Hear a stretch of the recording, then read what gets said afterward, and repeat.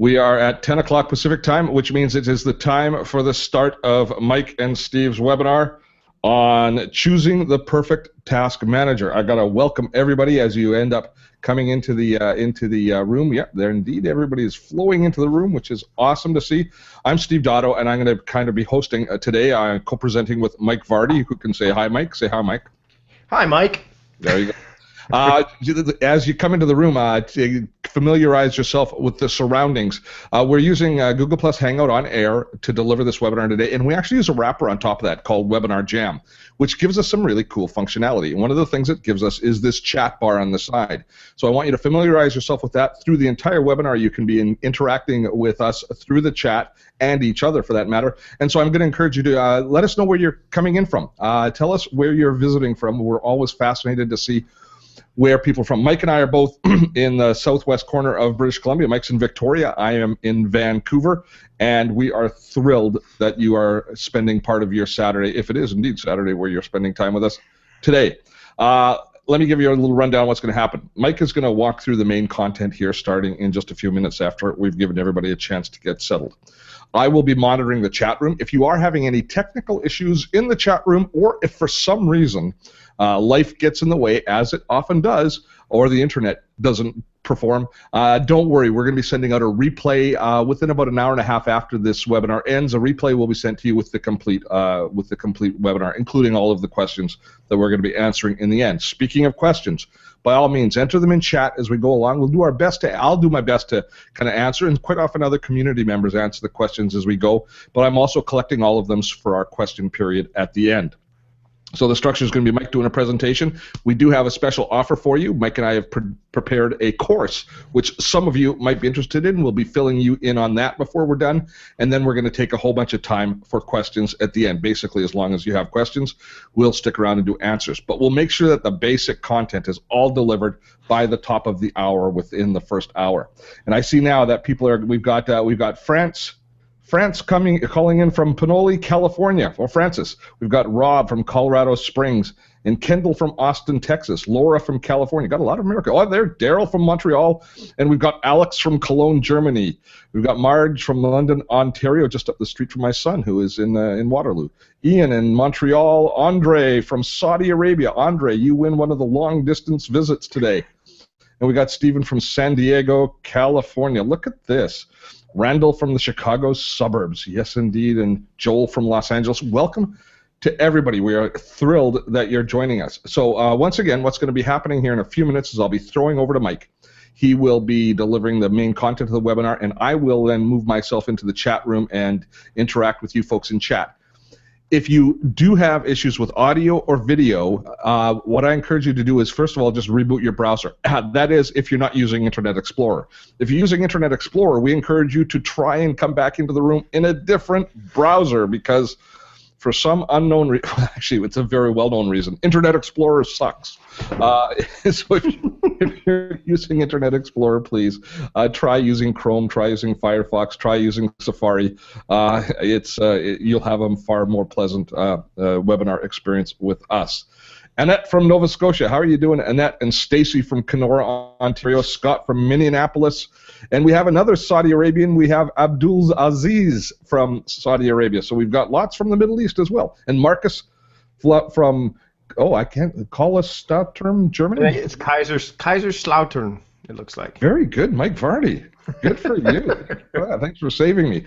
Good. So I think that's it from me. Did I miss anything, Mike, in the normal preamble? No, I don't think so. Just keep those questions coming in the chat room, and we'll address them in the Q&A portion for sure. And I know, Steve, you're gonna chime in every once in a while during the presentation for anything that might pop up as well. Yeah, well, what happens is we've broken this down into sections, and at the end of each section, we have I kind of take the most germane questions that have come up that are relating to that area of conversation. If we don't answer your question that you've asked in that period, don't worry, we'll defer them off to the back end of the webinar as well. So with that, once again, I thank you all for joining us. If there's any technical issues, let me know in the chat room, and I'm going to throw things over to Mike and let him carry the ball for a while. All right, well, thanks so much, Steve. I appreciate it. And let's dive into things right now. We're going to talk about task management today. And I'm a big proponent of using a task app when it boils down to the different things you need to do in order to become more productive. As the founder of Productivityist, it's a site that is meant to help people stop doing productive and start being productive. And one of the things that you can do right away that will help you start being productive, as opposed to just going through the motions and doing the busy work and trying to just keep up, is to use a task management application, or task app for short. What a task app can do for you is really it can tame your to-do list. It can take your to-do list, which is really just a list, a laundry list, and if you look at your to-do list without a lot of context or divvied up into projects or whatnot, it looks really long and really overwhelming. What a task app can do is, if you've ever seen the movie A Beautiful Mind, when Russell Crowe's character is writing on the window and all of a sudden different things start to come through to him that he can see, that kind of thing, that's what a task app can do. It can really help you separate and segment things out, so you can not just focus on the things that you need to do, but also the things you ought to do and the things that you want to do. So a task app can really do that for you. But the problem is, for a lot of people, they don't know where to begin. They've either read a lot about it on the internet, or it's a shiny new mobile app that they were introduced to through a friend or through some tech news site. They don't really know where to begin. And that's where I come in as a productivity specialist. I've been doing this for a long time. Been working with productivity for nearly 10 years now. I've spoken at South by Southwest. I've spoken at TEDx. I've done a couple TEDx talks. I've done a 3-day workshop on this very topic at Creative Live out of San Francisco. I've written a few books on the topic.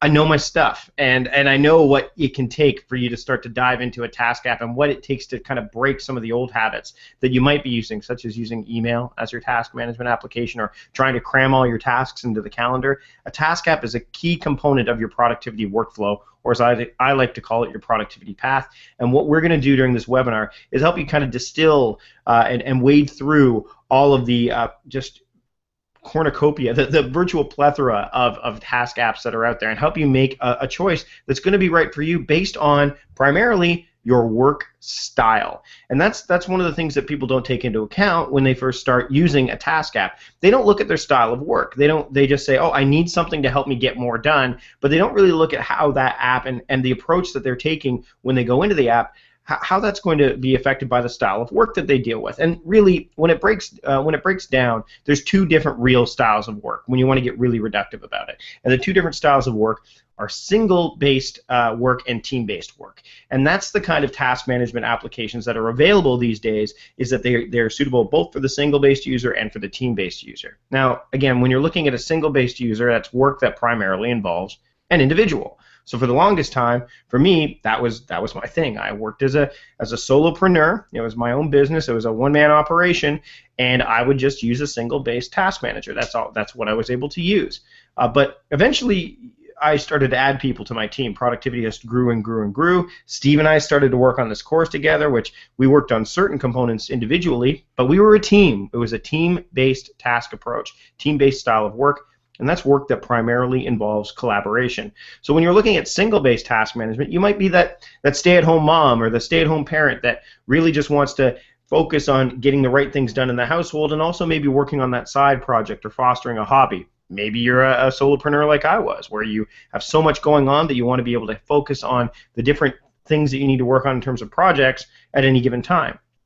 You could also be just, that the solo person, the person that just lives on their own and wants to go to their work, come home, and then do some side projects around the house. That's where single-based task management can come into play. But team-based task management is where you're dealing with larger companies. You could be the CEO of a large corporation. You can run a small team. You could be the coach of a sports team. That's team-based task management and a team-based style of work. And what we're going to talk about today are the different approaches that you can take for both of those, as well as the task apps that you might want to look at if you are looking to try to scale up for both of those different types of styles of work. Now, Steve, in past webinars, we've done this where we've kind of asked people what they're looking for in a task app. Are they looking for something that's more single-minded? Are they looking for something that's more team-oriented? Or are they looking for something that handles both? Do we want to try to do that again and kind of get the chat involved with this?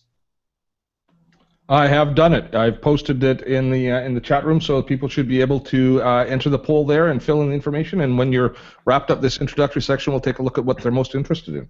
Awesome, awesome. So what we're going to do is now kind of take a look at the different criteria that we used when we were looking at the different task app archetypes, because that's what we wanted to do, is provide you with basically a summary of or an archetypical type of task app that you may want to explore based on your, not just your work style, but just on a whole bunch of other factors. And we'll get to the tool that I use to evaluate those in a minute.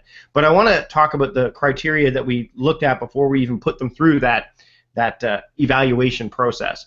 So for those of you that are already using a task app, you may be familiar with some of the ones I'm going to mention here. But what I'm talking about when it comes to a task app is that there are several different criteria that some of them won't handle better than others. So for example, one of the things we wanted to make sure that we addressed in this webinar are that the task apps that we're focusing on are not native applications alone. So for example, I'll use OmniFocus because it's coming up quite a bit, and it's one of the ones I've used. In fact, I did a talk for the Omni group a couple of years ago, and I've been an OmniFocus user. I still have it on my Mac, but it's Mac only, and it's iOS only.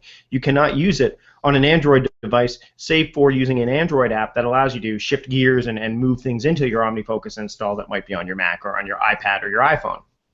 And secondly, it's also not team-oriented. It's very single-minded. It's for an individual, and it's an individual use case only. I mean, you can jerry-rig it if you want, but that's not making a task app easy. That's adding a layer of complexity, which you don't really want when you're adopting a new task management application. So what the two things we automatically eliminated from the equation when selecting these archetypes were, is it a native app, or is it something that has a bit more ubiquity? Is it something that we can use across a variety of platforms? If it was a native Windows app or a native Android app or a native Mac app or iOS, didn't make the cut. Secondly, if it was team-based only and didn't really handle single, although you can jerry-rig to make it single, we looked at that very differently as opposed to a single-based one. If it only handled solo work, it didn't make the cut either. So when we're looking at these archetypes, we wanted to make sure that it could handle both single-based task management and team-based task management. And so what we did was we came up with 4 different archetypes, but what I want to find out is what people were looking for in a task app as we shift gears into introducing those archetypes. What are people in the chat room looking for in terms of their task management solution? Are they looking for something that's a single-based task app? Is it something that they can handle their teamwork as well as single-based, or is it just they're just interested in team stuff and that's it? So Steve, do we have some results there? If you haven't entered the poll, I'm going to give you a few seconds to enter the poll results. Okay. And with the delay, they might not actually have a few seconds. It's because believe it or not, our audio here is about 30 seconds out of sync with what's happening in the chat. But I'm just going to end the poll now and show everybody the results. And so the results are 58% a single user, 13% team, and 29%. A good large percentage want both, which is really what in our vernacular, it's the scalability of the app. Absolutely, and I mean, what you'll find is, especially when people are new to task management applications, is they're going to look at the single-based cases initially because it's their problem. It's that's what they want to work in. But we want to talk about scalability, where it'll allow you to really focus on single-based task management, single-based work, and then be able to add team-based work if the need arises. So when it comes down to it, these are the 4 task app archetypes that we are going to focus on during this webinar because they fit the criteria best. They scored highly on the matrix that I use to evaluate any productivity tool, which I'll get to in a second. But here are the 4 task app archetypes, and I'm sure many of you in the chat room have heard of these, and many of you may be even using them already. So in no particular order other than alphabetical, here are the 4 task app archetypes: Asana, ToDoist, Trello, and Wunderlist. Those are the 4 task app archetypes. Now, why did we choose these 4? Well, again, they were the ones that matched the criteria best. They can handle both single-based work and team-based work. They also have ubiquity. They're available on the web. They're available on the Mac. They're available on Windows machines. They're available on Android. They're available on iOS. They have ubiquity going for them. They are multi-platform, and that means when you are trying to get access to your task app and you want to be able to capture items, you're going to be able to get them wherever you need to be, and that's where you want a task app. You want a task app to be wherever you are so that you can start using it and give it the attention it deserves so you can deliver on the intentions that you want to deliver on. So that's why we chose these 4. They handle the single-based and team-based task and teamwork, as well as the fact that they've got a lot of ubiquity. And frankly, their mobile apps are strong as well, because a lot of work these days are happening when you're away from your computer. So you want to be able to look at your mobile devices and be able to get the right work done and get the work done that you need to be working on throughout the course of the day and beyond, of course. So here's the tool that I use to evaluate every productivity tool that I come across, whether it's a task app, whether it's a note-taking app, whether it's a writing tool in a lot of cases. But this is the tool that I look at because I want to make sure that it not just ups my efficiency, but ups my effectiveness. Because in my mind, and I'm not alone in this, productivity is not so much about efficiency first and effectiveness second, but it's about effectiveness first and then efficiency second. The more often you use a tool, if it's effective, your effectiveness goes up, and the more you get used to using it, the more familiar you are with it, the faster you get. So you're building both aspects of your productivity at the same time. So this is the tool that I use, and it, believe me, SOS was not a mistake. It was, I mean, SOS is help. That's what it's short for, and this is what these tools should do for you. They should help you. So I put all of the task apps that we looked at, and the 4 that scored the highest were these 4 that we're listing as archetypes. So what does SOS Productivity Tool Matrix, what does the SOS stand for? Well, these are the 3 criteria that you want to look at when I look at when I'm evaluating a productivity tool. So the first S is simplicity. Simple lessens the learning curve, and it lowers the barrier to entry. You already know how to use email. You know how to use a calendar. Calendars have been around for eons, and email's been around for what seems like eons at this point. But a task app you may not be necessarily familiar with, and because if it's not simple enough or it's too difficult to adopt, you're just going to revert back to your old habits of, you say, using email or using a calendar to manage all, or you just stick with paper. And paper is a great gateway tool, but for long-term productivity and long-term prosperity, it's not exactly ideal. Searchability of paper is not nearly as effective as the searchability of digital.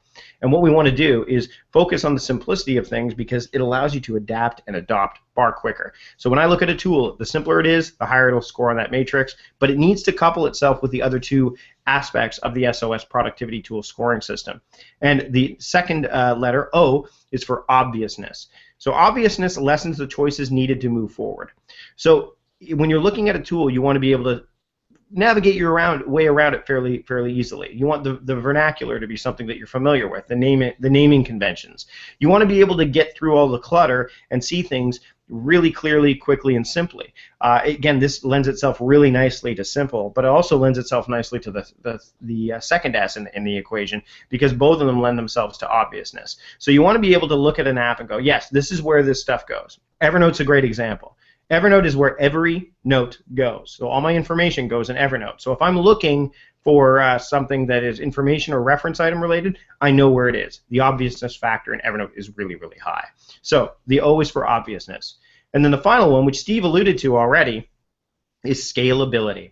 Scalability lessens the possibility of change as growth occurs, which is why a lot of these tools focus on both single-based work and team-based work. What we can do is scale up to the team-based work if we want, but also scalability goes beyond that. It goes to how many projects we can work on, how many workspaces or areas of responsibility that we want to deal with. Where can we use this app beyond the day-to-day, the week-to-week, the month-to-month? Wouldn't it be great if we could schedule reviewing our annual income just by entering one task in and saying, I want to look at this a year down the road? What if we want to be able to share it with multiple people online? Scalability is really huge, and it's one of those things that I really look for. And I would say it's the most important, but without the simplicity and the obviousness, then if it scales and looks too complicated, people are just going to run away from it screaming. And there are a few task apps that have scalability off the charts, but because the simplicity and obviousness were so low scoring by comparison, they didn't make the cut in terms of these 4. So these 4 are the ones that score the highest on the matrix.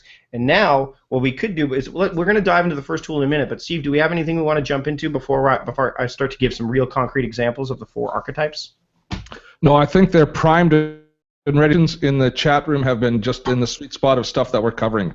Mike, people are asking questions about scalability, about emailing into the app. We even have a question which you're going to have to address at the end about BlackBerry. This is our 5th webinar. It's the first time somebody's asked us about BlackBerry integration. But yeah, people are really looking for. It seems like a lot of our group are experienced using a variety of task apps, but are finding shortcomings in all of theirs and trying to figure out exactly which one works. All except my favorite email so far is Gwen who is going to be the target of much of our comments, because Gwen uses her email for everything, and she can't achieve inbox zero because her tasks and to-dos are overwhelming. Is she not perfect for us?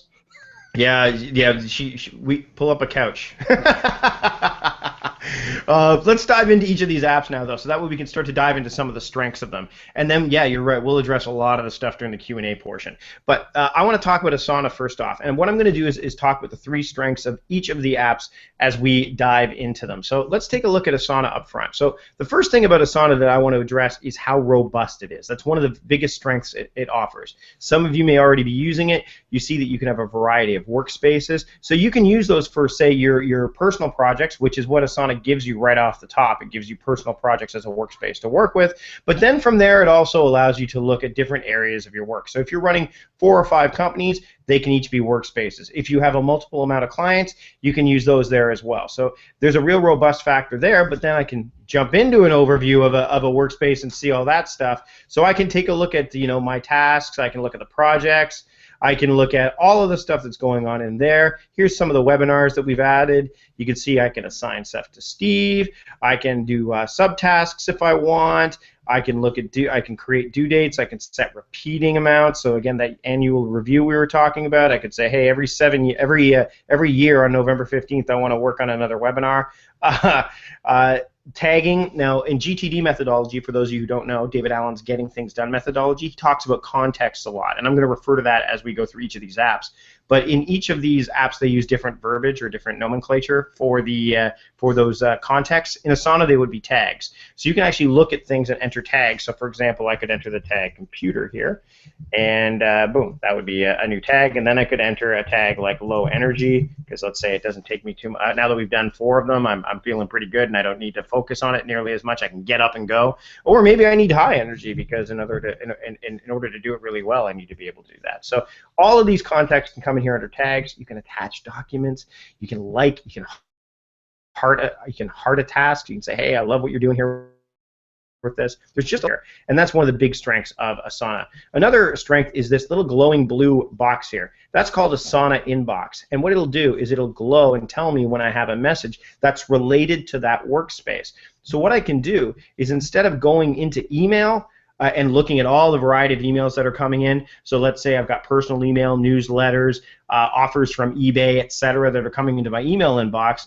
Even if I have filters, or even if I'm using a native app, those may pop up. I can just focus on the work at hand and see all of the messaging and all the stuff that's related to the project I'm working on and to the workspace I'm working on. So there's Asana Inbox, which keeps the communication in the task management application, which is key, because then you can focus on the work at hand and not have to deal with the back and forth of trying to change your mindset with every single email you're getting. You can actually focus on the work at hand. And then finally, the different viewpoints is huge for Asana. So for example, I can look at things in a list-based form. So for example, I can see this in a list form. But let's say I want to look at it in calendar view. Boom, there's a calendar view. I can take a look at that and see all of the different viewpoints here. Not only that, but I can save it as a default view for everybody on my team. But let's go back to the list view. Wow, I can change my viewpoints to a whole bunch of different varieties. So for example, if I want to do the weekly review, which is a GTD tenant, Getting Things Done tenant, something that you want to do every week, I could say I want to look at all the tasks I've done over the past week. Right? And that would do a weekly review. I can look at popular tasks, so tasks that people really liked. I can save this as a default view for everybody. There's lots of different viewpoints. And then finally, if I just want to look and see the team calendar for the entire workspace, I can see that as well. And if I click on this, it'll take me to the viewpoint that's right within the calendar, so it opens it up right within there. I can have subtasks, the whole 9 yards. I can even see who's following it, so I can assign followers if I want. So that's Asana in terms of scalability and in terms of the strengths that it offers. So again, Asana's strengths, incredibly robust. It's really, really, out of all the archetypes we're using, has the most features out of all of them. Asana Inbox keeps the communication within the app so that you don't have to dance between email and your task app, which is part of the problem as to why most people use email as their task app, is they just keep their email open all day and then try to manage things from within there, which is somewhat Pavlovian. And then there's also a variety of viewing options. So no matter which work style you use, whether you like to use a calendar view or whether you like to use a list view, whether you like to work by project or maybe by context, which would allow you to use a tag view, the variety of viewing options that Asana offers is incredibly, incredibly strong. So how did it score on the SOS Productivity Tool Matrix? Well, simplicity, it scored a 60. Now again, this score is from 0 to 100. 60 is not a bad score, but when compared to some of the other apps that are out there, isn't necessarily as simple, and that's because it's so robust. There's a lot to work your way around, which is also why the obviousness of it isn't necessarily as strong. Again, once you navigate your way around it, it gets very familiar, and the scalability is the thing that really levels it up. It scales to the nth degree. It's got if I could give it a 200 score, I would, because that's what it scales so well. And the thing that also you have to take into account when it looks in terms of scalability is pricing. Asana is free for up to 15 people, and then as you add packets of users, the price goes up a little bit. But at Asana, you get all the features in the basic in the basic use of Asana for free for up to 15, and then you can start to add different elements. And there's also Asana organizations, which some organizations like to look at. But the scalability factor is off the charts. And that's why Asana made it as one of our 4 archetypes. I mean, it scored 220 out of a possible 300 on the Productivity Tool Matrix. So that's a pretty solid score. Now, I'm going to move into ToDoist, and that is the app that I'm currently using. The reason why I'm using it is that it is, first off, a very clean interface. If you take a look at it right now, compared to Asana, especially after looking at Asana, you're like, whoa, there's a lot of white space there. Yes, ToDoist is a very clean-looking interface. You can really get a sense of the lay of the land. This is my inbox. Here's the team inbox, which I'll touch on in a minute. Here's my view for today, so I can take a look at all the views that are needed. I can look at my task for today. I can look at the next 7 days if I want. So if I want to get a real bird's eye view at the week ahead, I can do that. I can also look by project, by label, or by filter, which is something I'm going to get to in a minute. But the great thing about it, I know we mentioned BlackBerry. I am fairly certain, and I'll have to double check on this, and I'll do so. Maybe someone could look it up in the chat, or if they're, because I know we've been getting a lot of help from the community. I am pretty certain that ToDoist has a BlackBerry app. I'm pretty certain, because ToDoist has a app for almost every single platform. If they've got a Kindle Fire app, which they do, ToDoist would likely have an app for the BlackBerry. If it doesn't, well then maybe it's time to get a Kindle Fire. But the multi-platform strengths of ToDoist is just they're incredible. They have the availability on more platforms than any of the other ones we've listed in the 4 archetypes.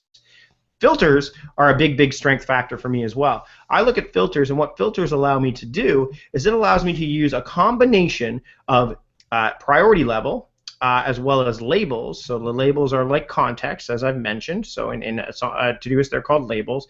And times to really take a look at all of the tasks that I want to get done based on a certain criteria. So for example, monthly high-level writing. I can take a look at this and see the editing the filter. I can say I want to look at all my high-energy tasks that are writing-oriented that take place over the next 30 days. And that allows me to be proactive. And it also allows me to get by one of the limitations that many of these task apps have, which are the fact that they don't have start dates. You notice Asana didn't have that, neither does ToDoist. In fact, all of them that we're looking at today. There's very few that do, but all 4 archetypes don't. So how do I work around it? Well, I just get really proactive. I use filters to say, I want to know what I need to do that's due over the next 30 days that are in this area. And you can create labels that are oriented like that as well. You could say, hey, these are things I want to do. These are morning labels. These are afternoon labels. These are evening labels. So that filter option is really powerful.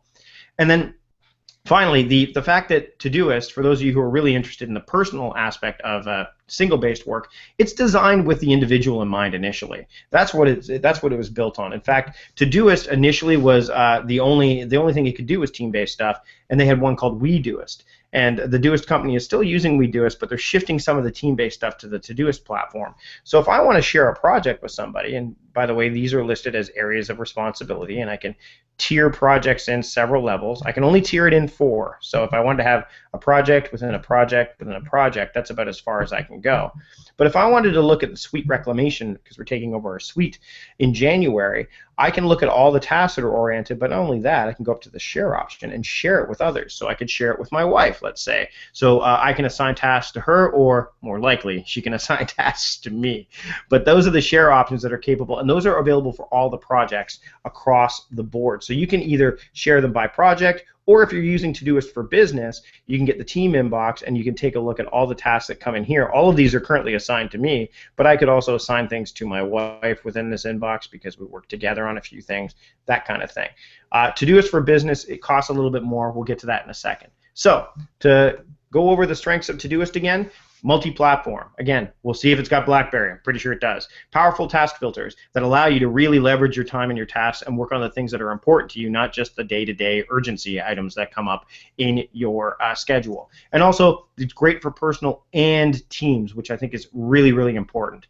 Now, to talk about pricing really quickly, Todoist, the basic Todoist is free.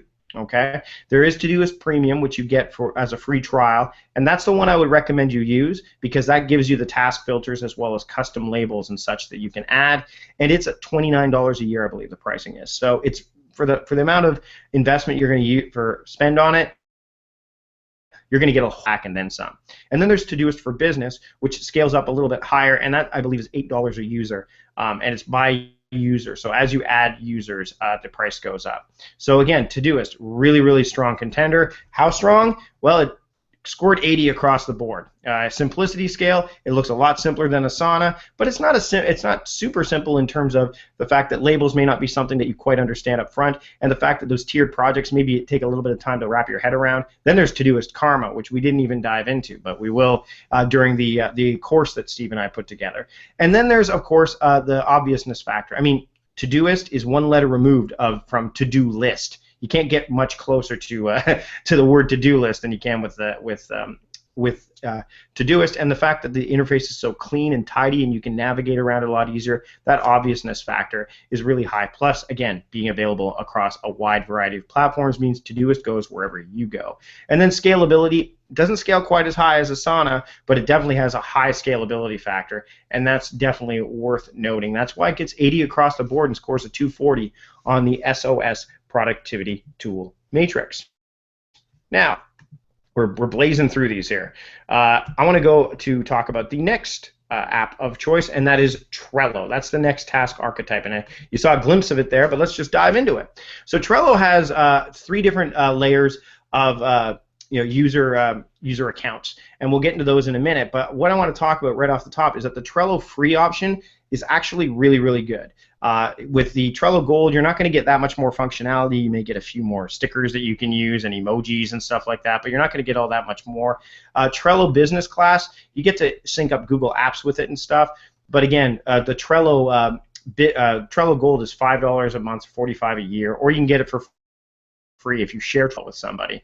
And then there's Business Class, which again is scaled up on a per user basis. But the basic allows you to have the first strength that I love about Trello is the endless amount of boards. So I look at boards as areas of responsibility. So you can see here I've got home, or down here I've got like task apps made easy. So that's a really big project. So that's how you would use a board. And as you can see, you can have individual boards that are your own, or you can have boards that are for organizations, and that lends to its scalability as well, which we're going to get to as a strength in a minute. But if I want to look at the other component of Trello, besides the endless boards and the endless lists and the endless cards, is that it's really stunningly visual. I can actually drag and drop cards really simply. So if you're a Kanban follower, a personal Kanban follower, or you've been working with index cards or sticky notes, the visual components of Trello are going to really appeal to you. And there are other options that are great is the fact that you can actually embed video right in, so you can use a video in a card, and you can actually view the video right within the card. Same thing with sound, same thing with imagery. It's right there, right in front of you. The drag and drop features are absolutely fantastic.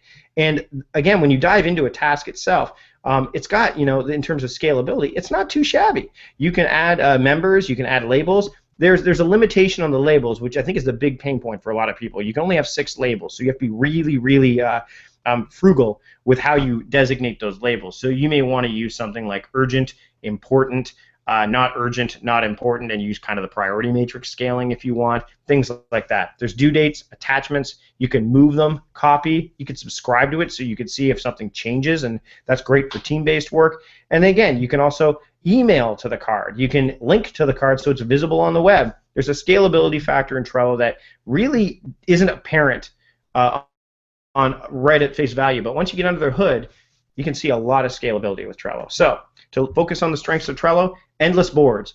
you can scale up really, really well with Trello because of the fact that it's got endless boards, which allows you to really have a multitude of projects. You could use boards to represent a day of the week, Monday, Tuesday, Wednesday through Friday, or even Saturday and Sunday, and then put lists inside there and cards.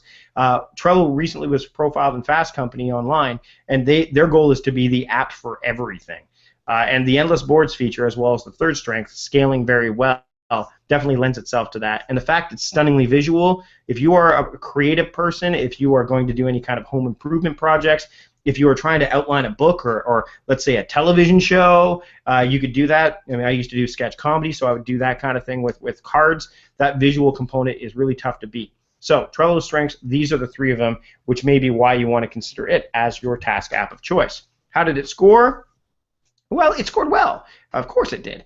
SOS Productivity Tool Matrix score was 70 in simplicity and 70 in obviousness. Now, why not higher? Well, if you're not really a visual type of person, if you like to work more in a list-based environment, it does take some getting used to.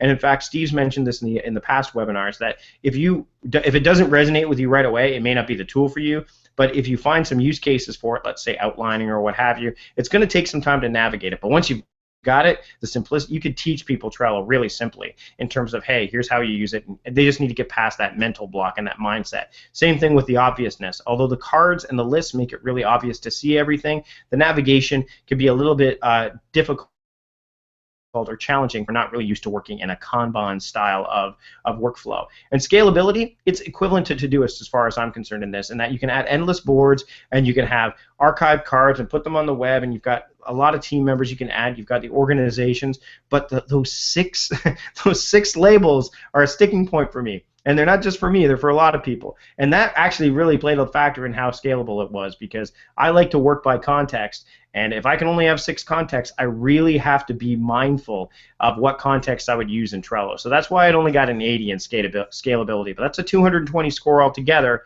which is a really, really excellent score in terms of the SOS Productivity Tool Matrix. Finally, Wunderlist. Wunderlist is about as close to paper as you can get. In fact, if you were looking at Wunderlist, and we will right now, it basically looks like it could be developed on paper. You could have a list in the left-hand column of all the different tasks, or put it in a binder, and then you could see all the things that you've written down. Now, the cool thing is, again, it uses hashtags as search terms or as contexts in this case.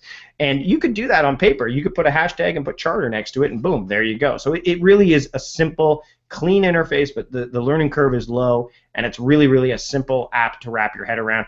But it's, again, it's got stuff under the hood. If you take a look at it, you can see that, there's due dates here, which again, it has recurring. You can have recurring due dates. You can have reminders set up both on mobile and on the web app. You can add subtasks. You can actually put little notes in here. So if you're putting together a team task management charter, which we do talk about in the course, it can all exist here, and then of course you can star the item, which means it'll appear at the top of Wunderlist, so it's like a sticky item.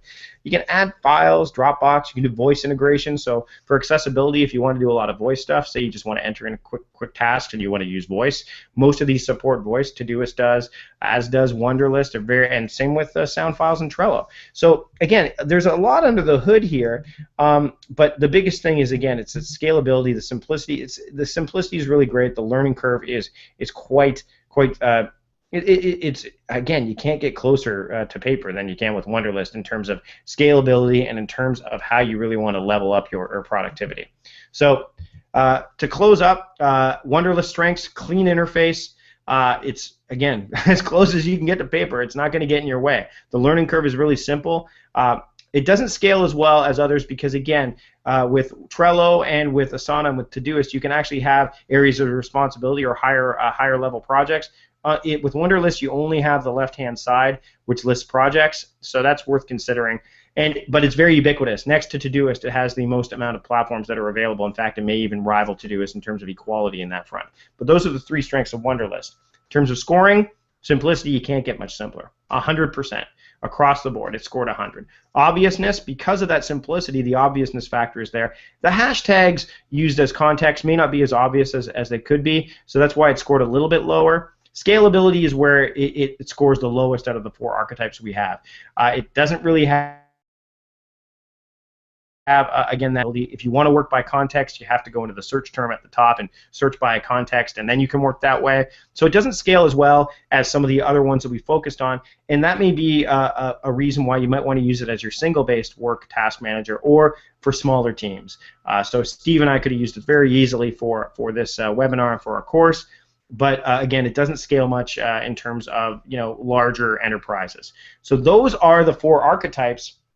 And I want to just jump to the chat real quick. I know we're about 20 minutes before the hour. So Steve, do we have anything that we want to touch on before I dive into alternatives? Because I'm sure there's lots of noise in the chat room. But what about this one? What about this one? There's been a great deal of noise. Actually, people haven't been talking this time as much about alternative apps. Everybody seems to be focused on the apps that we are focusing on for the most part. Although we have been having a fair bit of conversation about Evernote and their ability and how slow they are to integrate different options. People really, the comments about a lot of the comments are about Trello. A lot of our attendees are very intrigued by Trello, but some of them just don't get it. They just aren't comfortable with that card metaphor of moving things back and forth. But they love the additional integration. Especially commented on was the video integration, the fact that you can actually embed video. Yeah, the fact you can do everything right within Trello, including that's their goal, is to make everything incredibly visual in there. I know that a lot of home renovation people and a lot of creative designers will use it so that they can just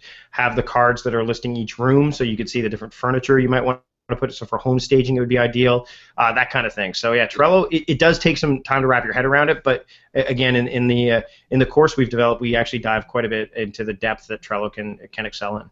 Now, one of the things that I think we can address before we go into alternatives, in an overriding comment that's happened in almost every one of them, is issues around security, privacy, and how well they perform in that space. And that's a challenge that we have with all cloud-based apps. Absolutely. So, for example, and this has come up in every single webinar, basically anything, you have to be really cognizant and aware of what you're going to put in any of these apps. I mean, the advantages of having the cloud is that you can access it anywhere, but you got to remember, what do you want to access anywhere? What do you want other people to be able to access anywhere? So, for example, I do Productivityist coaching, and I use ToDoist to monitor all of my coaching clients. It's the same thing with Evernote. I do the same thing, but I don't actually put the names of the clients in those apps. So I have a local file that is a legend that tells me, hey, here's who client 001 is. Here's who client 083 is. So I can actually take a look, and what I'll do is in ToDoist, I'll say send a recap email to client 065, and that way I will know immediately by looking just at the legend, and I can call. I've got a little a macro that brings up that legend fairly quickly, that I can say, okay, this needs to go to Joe Smith, right? So that's what you want to do, is you have to bring that human approach, and this is what we really focus on in this course, and what I focus on in my work at Productivityist is, again, the human approach, that mindful approach is what you need to do, because it's when you just keep going and going and not focusing on really being connected to the important stuff and the stuff that you may accidentally let slip through the cracks. The fact of the matter is by like stepping back a bit, you can go, okay, well, I need to critically think about what should go in my app versus what shouldn't. For example, documents. I don't put tax stuff in Evernote. I don't put anything that's going to be privacy oriented that can be easily identified in any of these apps, because frankly it's not worth it, and it gives me peace of mind to know that I've got some level of security that I've put in place as opposed to what these apps have done. Okay, Mike, you can head into the alternatives.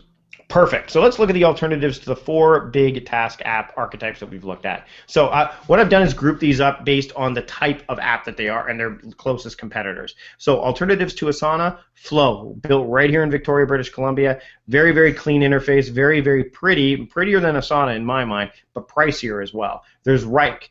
There's Smartsheet, which my friend in Vancouver uses, Corwin Hebert, he uses it, and it's got the ability to actually see how a project is scaling in terms of a graphical chart, which is really nice. Asana has that too, but it's more of a flow chart or a dot graph than anything else. Podio is another one that's very popular, but again, pricier than Asana. So I always look at pricing as part of the factor as well in terms of scalability and in terms of the simplicity, because pricing complexity can cause major issues for a lot of people. Alternatives to ToDoist. There are a lot of alternatives to ToDoist in terms of the kind of services that they offer, because they are definitely personal and team-based. So there's doit.im, there's Nozbe. which is founded by Michael Slavinsky, who's very active in the productivity space. There's ToDoist, which is one of the few apps that actually has start dates that you can use. There's Remember the Milk, which has offline access, and I know that's something that a lot of people focus on is, hey, can I access this offline if I don't have my mobile device with me or what have you? Remember the Milk's one of the ones that does, but again, it doesn't have some of the other factors that would allow it to have scored really high on the SOS Productivity Tool Matrix scale. And then there's a newcomer to the block, GTD Next, which is basically, it uses GTD as a primary driver. You can obviously input whatever methodology you want. So Kanban, there's the action method, there's Lean, there's Agile, there's Scrum. You can use any of these in these apps, but GTD Next uses the GTD methodology as kind of like a focal point. They're still new to the game, but they're iterating very quickly, and I kind of like where they're going, so I listed them here as well. Alternatives, Trello, we're looking at visual stuff. Sandglass, which is developed right here in Canada, uses a similar concept like the Eisenhower matrix, or Stephen Covey popularized it as the 4 quadrants. Drop Task, which uses bubbles, which is really interesting, more like a mind map of your task. You can actually see things. It's kind of like a mind mapping of your task, which I rather like. And then there's Daymap and Dayboard, which allow you to use a sort of a calendar view and drag and drop tasks between calendar days, which can be really effective for people who are trying to get away from using their calendar as a task app, but they're not quite there yet, or they feel they're going to struggle with that. So maybe we shift this way, and then we get into something a bit more less date-oriented, more task-oriented. So those are the alternatives to Trello.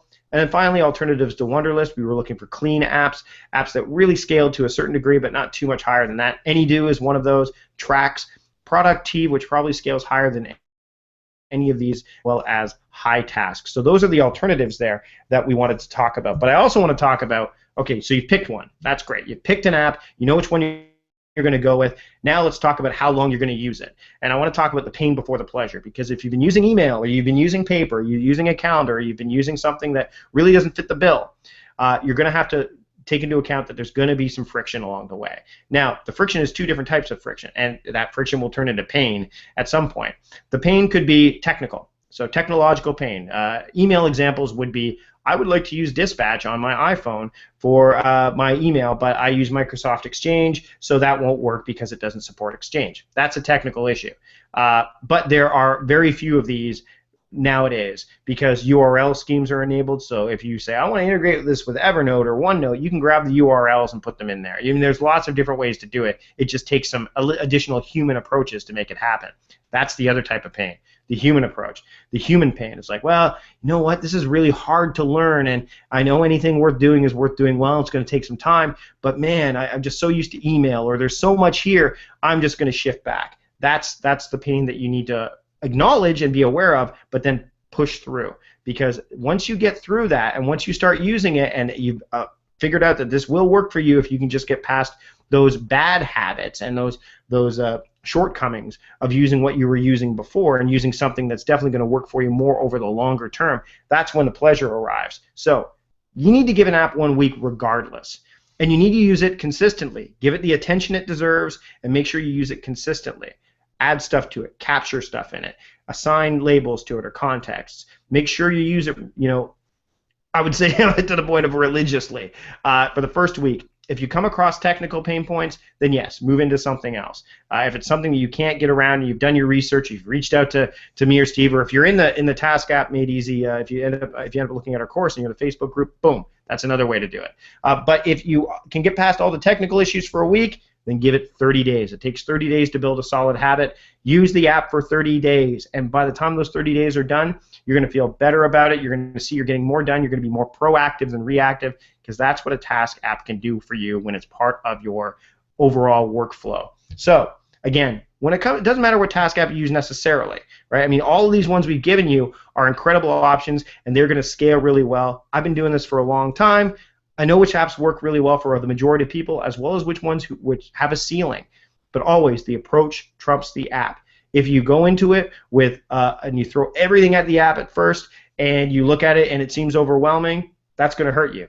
If you are not using the app with proper intention, and you don't go in with an approach of how you want to use the app, then the app is going to hurt you as well. It's an old adage of, and I'm going to be reductive here, but garbage in, garbage out, that's what happens. So the approach trumps the app, and hopefully out of all the examples I've shown you here, you're going to find a task app if you're not already using one, or you are using one and you need to make a change. We've made that choice that much easier. And now we're going to get into questions after, but I know, Steve, you want to take over and talk to everyone here about a certain offer that we have for them. Indeed, Mike, I do. Before I jump into letting you know about the course that Mike and I have developed, some notes for any of you that have to leave. That there will be a webinar replay. I know some of you came in late. There will be a replay that will be emailed out to you a little bit later, about an hour and a half after the webinar wraps up. As far as questions goes, I have noted as many of the questions as I can from the chat that I thought we should deal with in a group environment. So I'll be posing those questions. If your question doesn't get answered, re-enter it in chat as we're going along. As soon as this next little short segment is done, and we'll answer as many questions as we can. If you have to go at the top of the hour but you still want to hear the questions, they'll be included in the replay. There's been a lot of questions about the chat as well. I also archive the chat, and I send out a link so you can read the chat over, which is always interesting, and in some cases slightly humorous as we poked fun at Mike's high-energy, low-energy comments. Don't worry about it, Mike. It's okay. They all love you. They all love you right now. And so that's it. So that's it. Now, I guess the question is, what is next for you?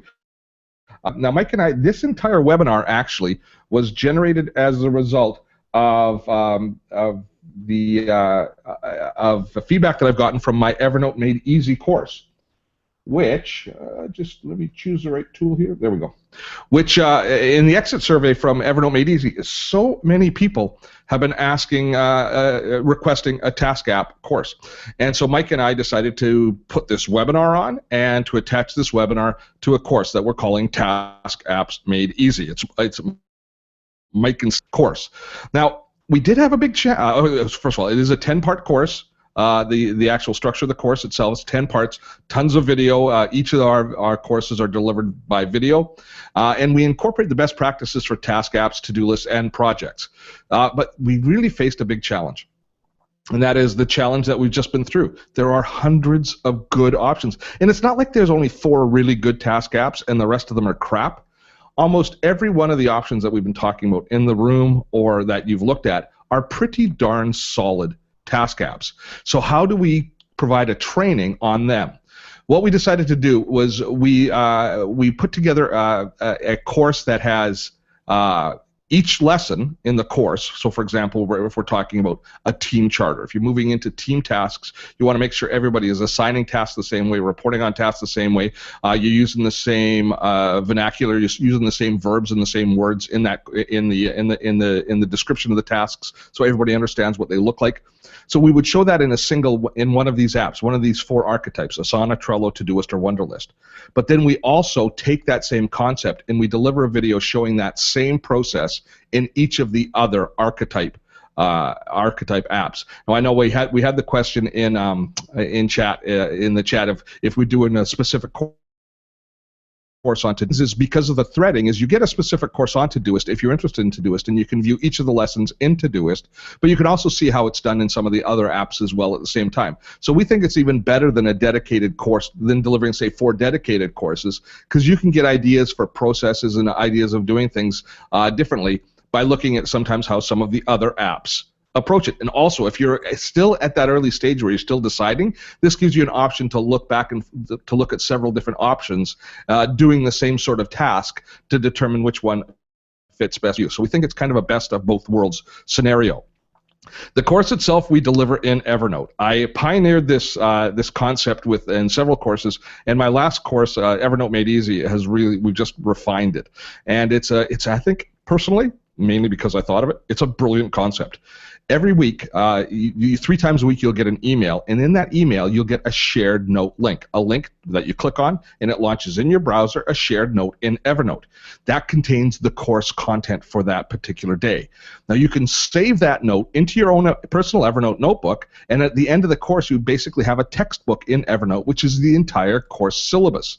And the cool thing about it is when we update the notes, which we will be doing as apps change and as new ideas come along, when we update the course content, all you have to do is refresh the note, and you have the latest version in your textbook. Isn't that cool? You think it's cool too, I'm pretty sure.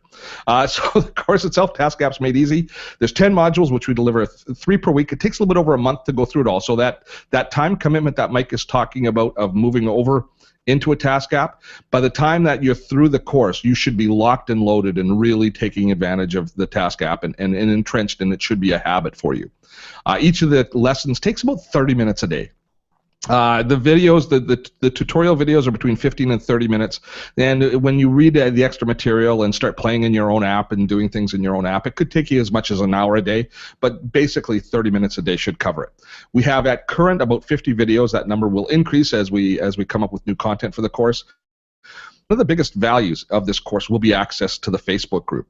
Our Facebook group for EVERNOTE Made Easy has been an absolute boon. It's become a great community, and the questions and ideas that are posted there are far beyond what I could have delivered just delivering the course by myself, because the community brings in suggestions and ideas and ways of doing things. So we encourage people to post their questions first to the Facebook group and second to Mike or I, and that way everybody gets to share, but you also get so much good feedback from other people taking the course. It's become a wonderful community, and I fully expect the Task Apps Made Easy community to be just as wonderful. Of course, we're not happy unless you're happy, so we offer a 30-day money-back, no questions asked guarantee. If you're not happy with the course, at any time, 30 days, ask for your money back, we send you your money back. And included there, of course, is the unlimited updates. All of this for a now internet standard price of $97. We include some bonus content. We include two of Mike's books, which are the Now Year and the Productivityist Workbook. And you also have direct access to both Mike and I. Now, we prefer that the conversation go through the Facebook group, but we're active participants in the Facebook group, so we're answering and engaging in conversation in the Facebook group all the time. But if you don't get the answer you need, or if it's something private that you don't really want to discuss with others, you certainly have access to both Mike and or I for your questions. We are accessible to our audience for sure. So the link to if you want to check out the and get some more information on the course, including the entire syllabus of the course, is in the pop-in right now in the sidebar, and you can go check it out. And if you're interested, we encourage you to sign up and join up. There's actually a couple of different options you have as far as payment options. One is my EVERNOTE Made Easy course has become incredibly popular. So we decided to bundle this with that course, and you save about $50 on it by getting the bundle of courses together. And they do work very well together. I mean, EVERNOTE is, as far as we're concerned, one of the baseline products in your productivity system, and your task manager is the other. You know, if you look at the kind of the big four, it's tasks, email, to-do list, and calendar. And so now we've got a nice bundle containing information on both Task and EVERNOTE, your content management system, as far as that goes. So you can purchase the courses straight up, or we're big fans of community, both Mike and I, and we both use a site called Patreon, which is it's a crowdfunding site for content creators. So if you think about Mike and I as creating our blogs, creating our videos, creating our courses, we are all about content creation. And if you decide that you want to support us on Patreon, then you can anybody that joins us up at the $10 level of support on Patreon then gets access to our courses, which we think is an outstanding. First of all, it saves you some money, but it also gets you a part of our community. And I put the links in the chat right now for that. We just love the idea of community, and Patreon is we think it's kind of the way things are going in the future. It helps fund the next project, is what it effectively does, is because we look at that as ongoing funding. So it's a great way to do that. So those are the options as far as EVERNOTE, or as far as Task Apps Made Easy. And I'm going to stop the screen share right now, and I'm going to come back to you. There I am. Hello, I'm back. So that's it as far as the course offering. Did I miss anything in it, Mike? No. I think maybe I know it's in the pop-in as well, but do you have the link for it that we could just tell people where the pop-in is? If you look at the top, you could see right next to videos and between attendees. I'll put the URL for the sales page in the chat as well right now. So I just put in the URLs for Patreon, and now the URLs are in there for the page with the information page on the course as well. So yeah, please take a look. Have a look. So do now we want to take some, let's take some questions before we got a couple minutes, right? we're 2 minutes to the top of the hour, so I'll do the I'll kind of talk to people about what's going to happen now. Now for the rest of this, the time that we have with you today is going to be questions and answers. We're going to answer your questions and go through them. If you do have to leave, you will get the email with the video replay shortly after this webinar is over. If you want the chat, if you're interested in the chat, look for it. I'll be sending that email out next week. Actually, there'll be a combined chat. You'll be able to read the other group's chats as well. I'm going to create one shared note that has everybody's chat and all of the webinar replays, so you can go and see how much it changed from one to the other. This was the only one that we talked about BlackBerry, so this is probably the best one that we've done. Wouldn't you say, Mike? I would say so. BlackBerry, I mean, it's Canadian, right? Yeah. It's not something we're so proudful of anymore, I don't think, but nonetheless. It's interesting, just as we were talking about this, Paul posted he needs something to integrate Evernote, Google Calendar, Task List, Scrivener, Suggestions. Pretty much all of the ones that we showcased will integrate all of those. Well, it's about context use too, right? So if you're using context accordingly, like, for example, when I'm trying to work in Todoist, if I know that I need to go do some writing, I use Scrivener for my writing, absolutely.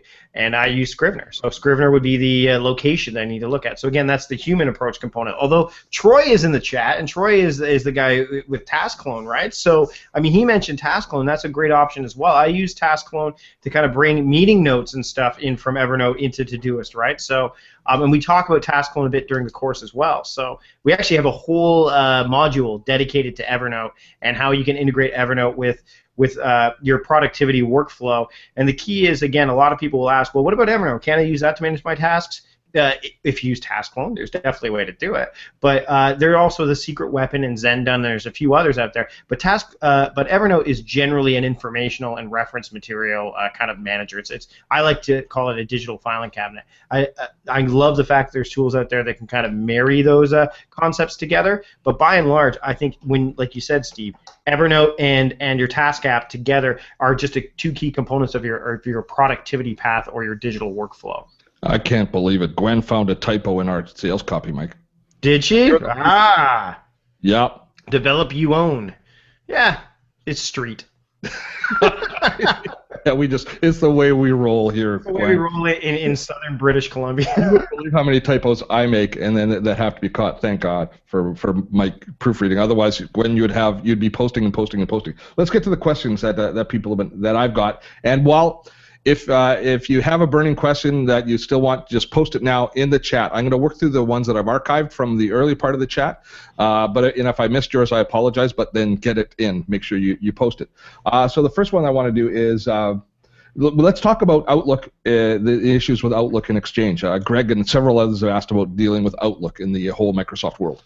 Okay, so I can tell you right now that when it comes to Exchange, email integration is going to be a challenge for most of the apps, just based on the fact that they don't integrate quite as tightly. But Asana, because of the fact that Asana allows you to email tasks directly to them, in fact, all of them do, but Asana has the most robust email integration in terms of if you have an email sent from a specific email account, it will go to a specific workspace. So that's really handy.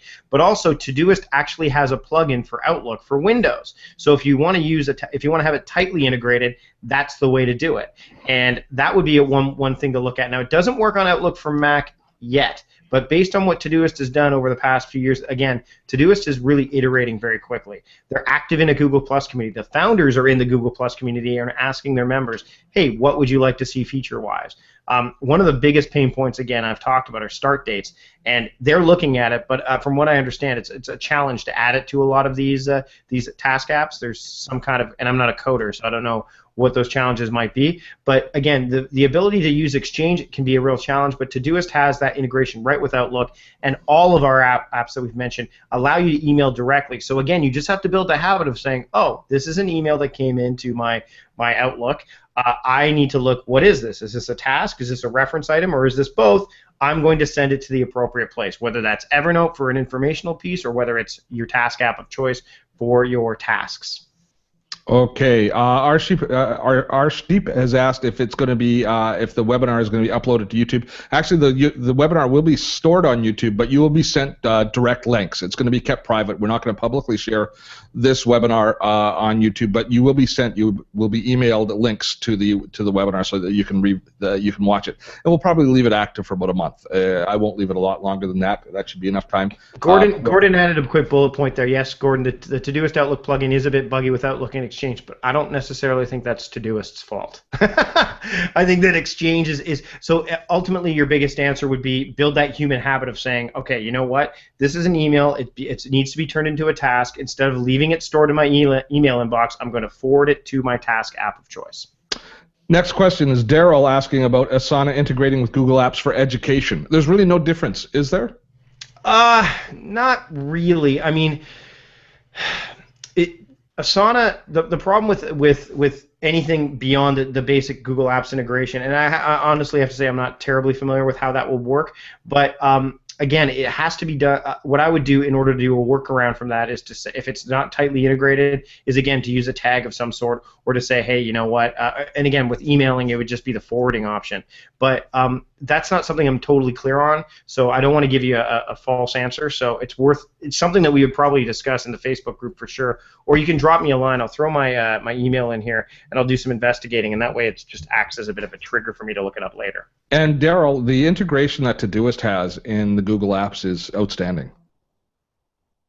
Absolutely, like the integration that Todoist has with Google Apps is really good. I mean, there's a lot of, and I know that Trello has that apps integration down the line as well. So if you go with Trello Business Class, you can get that there as well. And Terry, we had a few on this theme, which is Terry commented that I want to see strong integration with Evernote, Google Calendar, Gmail, and File Man. What did I cut it off? Sorry, I got to stretch out my window here. File system.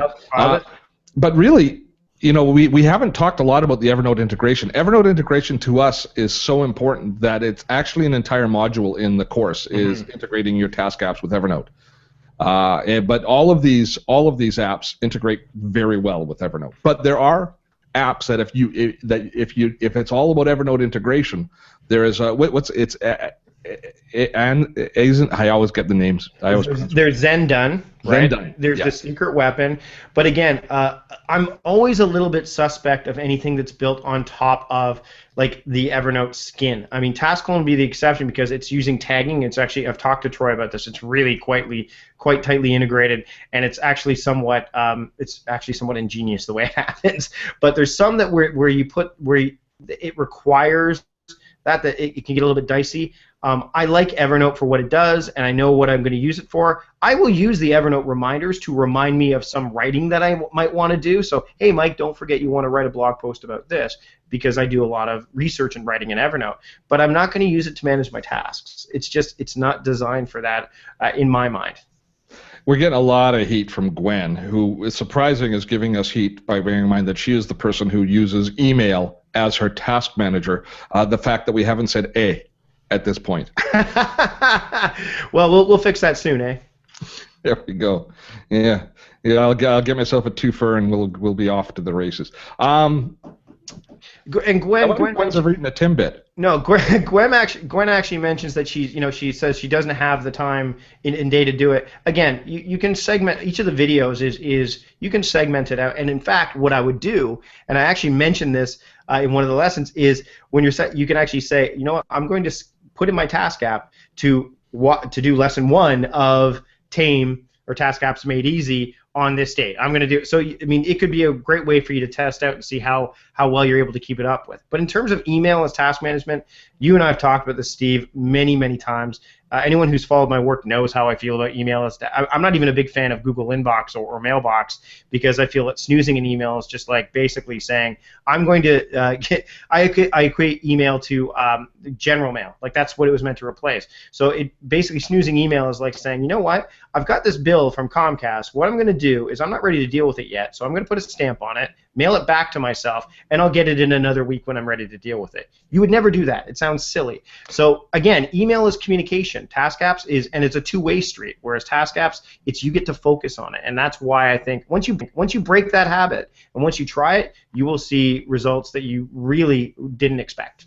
Yeah, Gwen, and as far as getting through the backlog of email, that in getting to inbox zero, which is one of the basic tenets that we all believe in, I've got a 3-part course that's free. If you visit dottotech.com, there's a place there to log in and sign up. There's a 3-part course that walks you through getting rid of that backlog, if it helps. If it helps. Ree asked what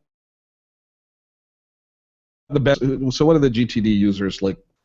Is there a standard? Nah, I mean all of them. I mean Asana was built with GTD in mind for sure. I mean I've talked to the founders Dustin and Justin about this, who actually were part of the original Facebook team, co-founders of Facebook on the original team, and they are very GTD oriented. So I mean there's a lot of GTD tenets there, but you can take any of these apps and apply GTD principles to them. I mean I talked about areas of responsibility.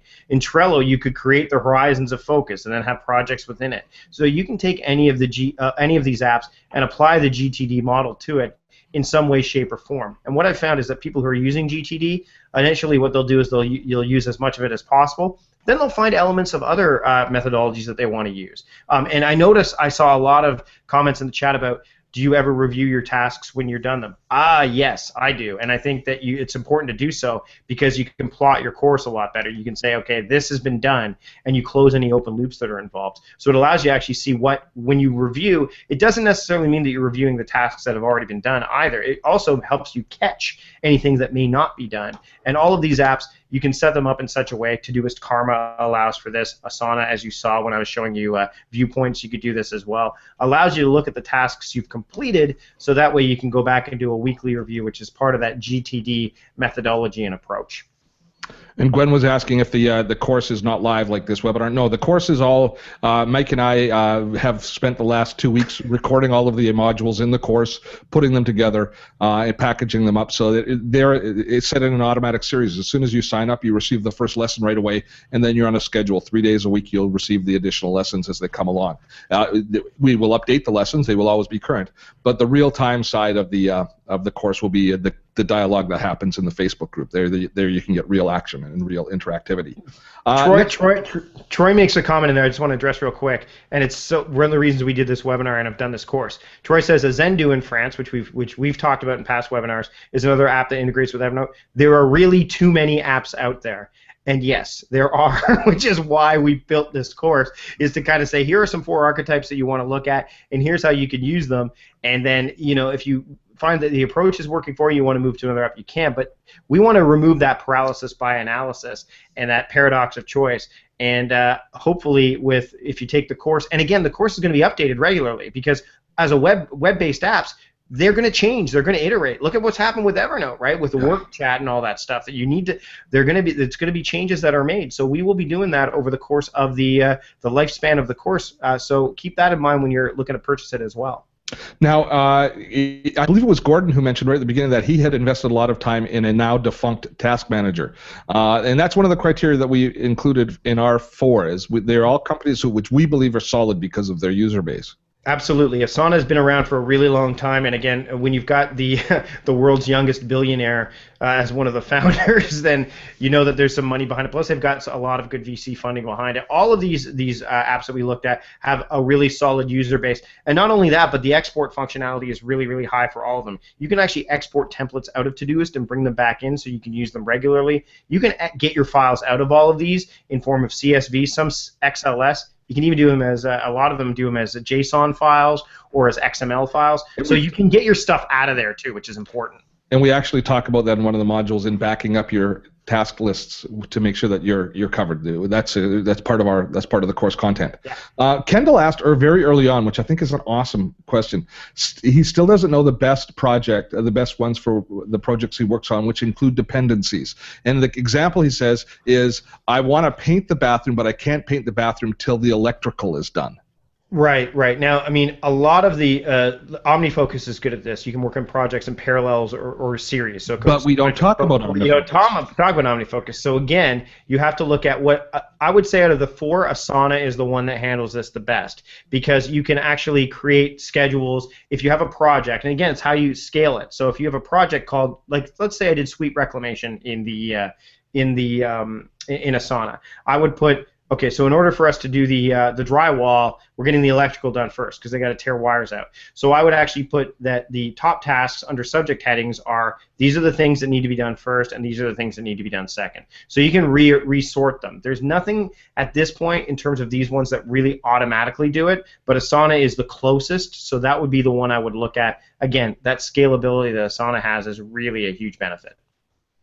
Okay, the next question that I have is actually I was just trying to catch up in the reading. Oh, Gordon, this is a leadership and a management question. Comments on handling team task collaboration when not all of the members buy in. Well, and this is one of the things we talk about in the team task charter. I mean, we've had a friend of ours, Carol Sutherland, who does she has an email task charter, a task app. Task management charter is key as well. And what I've found when I've talked to a lot of people when I've done workshops or done talks is they've come up to me and said, look, I really want to use Asana or I really want to use ToDoist, but my boss just is all email. It's all about email. And believe me, this is a huge problem, but it's not one that you can't overcome. The key is again, this is why we chose single-based work as well as team-based work. So what you can do is if you're using it, you can actually create projects that you're working on and be really proactive with it and start to show results. Again, most people work in a quantity-based environment. You know, it's about getting as much done as possible and maybe not necessarily the right things done, but it's about getting as much done because that's how we measure productivity. But really it's about the quality and being, really proactive about things. So eventually you're going to find that if you start using a task app, your team members are going to notice, and especially your superiors, and they're going to say, well, hey, Gordon, how come you have this done a week ahead of everybody else? Well, it's because I'm using this app, and this is why. And use one that's team-based so that the whole team can buy into it if they need to be, because what's going to happen at some point is somebody that's in charge is going to say, look, we want everybody to work like Gordon. We want everybody to at least get a head start so we're not chasing people 2 days after the deadline. Because let's face it, if you hand it in something early, you're not going to get cursed at. And again, strategic approaches. You don't want to hand it in 2 weeks early because then the expectation becomes you're always going to hand in things 2 weeks early. So again, that's the human measured approach. So that's the advice I give because it's hard to change behaviors of others. You can't. You can only change your own behavior. And if you change your own behavior and others notice, then they're going to wonder, hey, how were you able to do this? And that's when you can bring this stuff to light. Mark's found a problem in our delivery system. He just refreshed his note in Evernote Made Easy, and he got one of the task app notes. I don't think that should be happening, but we'll take a look and try and figure out what's happening. There might be some sharing problem within Evernote. Who knows? It could be. So we'll take a look. Pushing Evernote to its limits with this course delivery, but it is still awesome, and we will fix it if there's a problem. So Mark, just email that to me at steve@dottotech.com, and I'll take a look at it. Awesome. And Troy mentions IQTel about, and I was going to talk about that. One of the reasons we didn't score IQTel on this list is that I'm not a fan of apps that bring email right into the equation, like all the email. And I also found that IQTel, in terms of simplicity and obviousness, sure, everything's there, but it's tough to work around in my mind. It takes some getting used to. And I'm not a fan of having everything in one place. I know David Allen's been working with some software companies, and they've been working with him to try to create a super GTD app. And I know there's another app out there called SendTask that's trying to do that as well. I believe in several moving parts of the machine, right? So that way, it's like old cars, right? You know when you used to have a car that didn't require computers and you could take one part out and replace that part and that would be done? Well, now if you try to fix the car, the whole computer has to come out and there's a whole bunch of different things, so it costs more. And there's a cost to that. And if you have an app that does so much and it has a bunch of moving parts within it, that can cost you time and energy. Whereas if there's different moving parts, you can say, okay, you know what, this is not quite working for me right now, but the rest of my workflow is fine.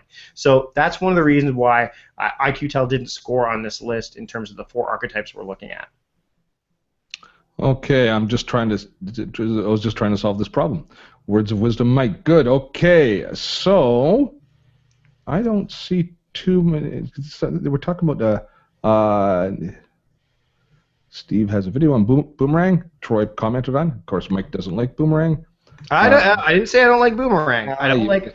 You're just a therapist. I'm okay with sending emails later.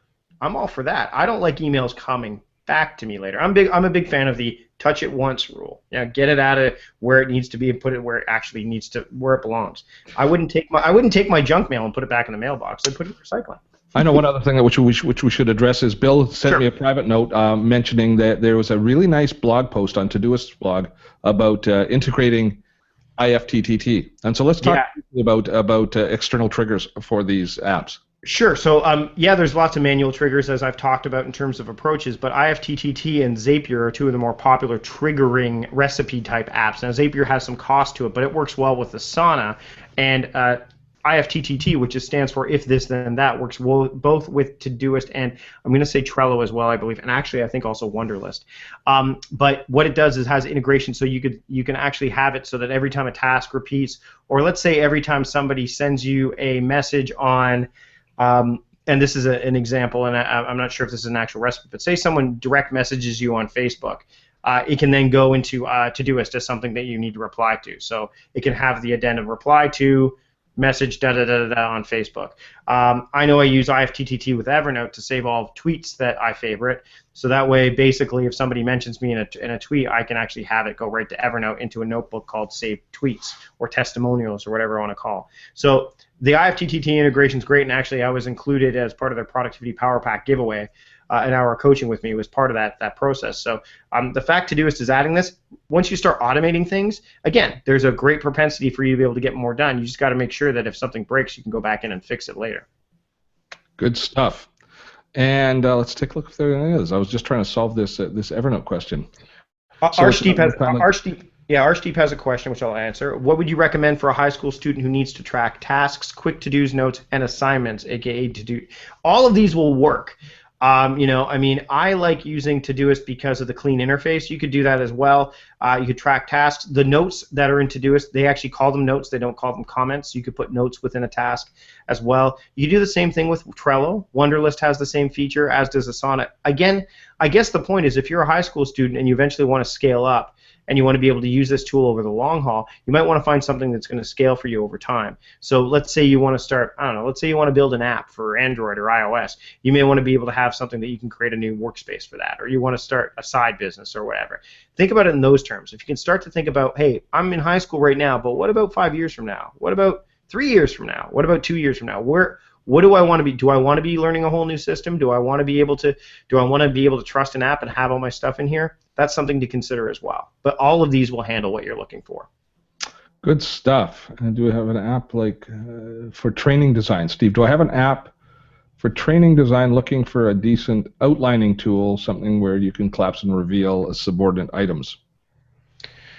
When it comes to mind mapping and outlining, there's quite a few out there. I like to use anything that can export as an OPML file. So if I'm mind mapping something, then I can put it in Scrivener to actually write something out. But I think we're getting outside the scope a little bit, but like a lot. But mind mapping, what I would do, and I've actually trained a lot of people with this, is that they'll use a mind mapping tool to create a public URL for it, and then they'll link to it in Evernote or in their task app. So that's worth considering. If that's how I bring it back into what we're actually what the topic at matter is. Okay. Good stuff. And actually, Boris gave a thumbs up to it. He likes the question. He because he's using his task manager to do that sort of thing. Yeah, it's not ideal for that. I would use, examples of mind mapping tools that I use are MindNode, there's MindMeister, there's FreeMind, there's XMind, there's WorkFlowy, which is more of an outlining tool. But it just depends. Again, it's a visual thing, how you work. Are you a list-based person, or do you like to have bubbles and all that stuff? So it's, again, the beauty part is there's so many tools out there that you want to have things that will be able to work as part of your whole productivity path in your digital workflow.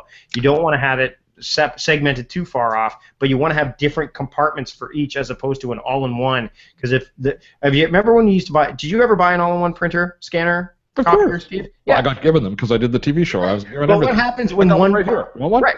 But what happens when one part breaks? Then it's not an all-in-one anymore. That's right. So that's my point. Yeah. Gwen was commenting on my green screen. Okay. You might notice both Mike and I have very neutral backgrounds. I use this green screen behind me for doing my videos where I superimpose myself over top of my screens, just as a complete aside. The reason that I use it here is not because it's so visually appealing, because I realize it doesn't look great, but the less that you have background, a nice beautiful background is harder for the compression software to resolve. Solid color like green, and Mike on his solid background resolves better, which makes the streaming of our video a little bit better. Every little edge you can get in the webinar space is worthwhile. So that's the reason that I have the green screen. It's not that I'm so lazy that I didn't remove it from doing my last webinar. And that's what Mike says. Should I put a picture in the background? No, I like plain. Sorry. There's a lot of a lot of the tags. Lindsay's saying that a lot of these apps allow you to email tasks to your app, and actually Todoist allows you to have due dates and tags and priority levels in there as well. And I know there was another one here about using LiveScribe. I know that Evernote has LiveScribe integration now with Evernote. So that's in penultimate. If you're using an iPad, you could use that as well. But there's one question here. Oh, GTD. Marcus asked, will there be GTD tips in that course? Of course there will. There'll be GTD tips. There are also tips on if you start to use different methodologies as well. Kanban comes into play. I mean, I've spent a lot of time studying this stuff, and you'll get no matter what approach you want to use in terms of your productivity methodology, you'll get it in this course. And Sarah sent us an email before, and she's reminding us now. Thank you, Sarah, about the best ones for doing for people that might have some sight impairment, larger fonts, colors, and format for video accessibility. Again, Trello is really good for that video accessibility, or visual accessibility, sorry. In terms of visual accessibility, Trello is very visual, but again, if you're mobility limited, I mean, there's a lot of dragging and dropping there, which can change the equation. I like the voice components for Todoist, and I like the voice components for Trello that are for Wunderlist that are allowed. In terms of larger different font options, again, I would say that in terms of cleanliness and accessibility, again, the ability to zoom Todoist out and get some good senses on that is one of the better options out there. Asana can be really cluttered for that kind of thing, and a lot of them don't really allow you to change, again, because they're web-based. The settings are actually taken care of in your browser as opposed to in the app itself, so keep that in mind. In terms of interface mobile-wise, again, Todoist is really clean, but it has everything in one place. So that may not be the best option in terms of mobile. Asana tends to actually has several different screens. I guess if you're looking for the cleanest in terms of design and accessibility and the ability to zoom and use larger fonts and color options, I would look at the options that are Trello with the different labels, as well as Wunderlist really does have the ability for you to zoom out and get really good clean looks at things. So I mean, it all depends on the visual accessibility and the different options that you're looking for. But again, the key is web-based apps. All of those things are taken care of in terms of zooming in and all that in the browser. So that's worth noting, okay? I wish I could have a clearer answer for you right now, but it will involve a little bit of exploration on your part. Okay, and Mike, I think that pretty much wraps it up. We're just about a half hour over, which is a great time, but it is weekend. We have chores to do. And I gotta go vote. I gotta go vote. Yes, it's election day here for our municipal elections in southern British Columbia, so we need to execute our duty to our community and go out and vote. As they say, vote once, vote often, right, Mike? Absolutely, absolutely. So thank you all very much for spending the time with us today. We certainly appreciate it. You will be sent a webinar replay in about an hour and a half. Next week you'll get another email which will include the chat transcript as well. I should have everything solved as far as the Evernote delivery. If there is a slight issue, I will certainly know about that. And I'm going to go and work on that myself right now, making sure that that's all in good shape. And Mike and I will stick around in the chat for a little bit in case there's any other final questions. But for the most part, we hope that we've answered all your questions and made the decision-making process for you as far as your task apps that much easier. So, Mike, I'm going to get you to say goodbye. Goodbye, everybody. Thanks for joining us. And again, great questions in the chat. A lot of really great questions. Love the activity there. And we'll see you in the Task Apps Made Easy course and in the Facebook group as well. And for me, I'm Steve Dotto. If you want to know about more of our webinars, make sure you've dropped by dottotech.com and signed up for the newsletter. Until next time, have fun storming the castle.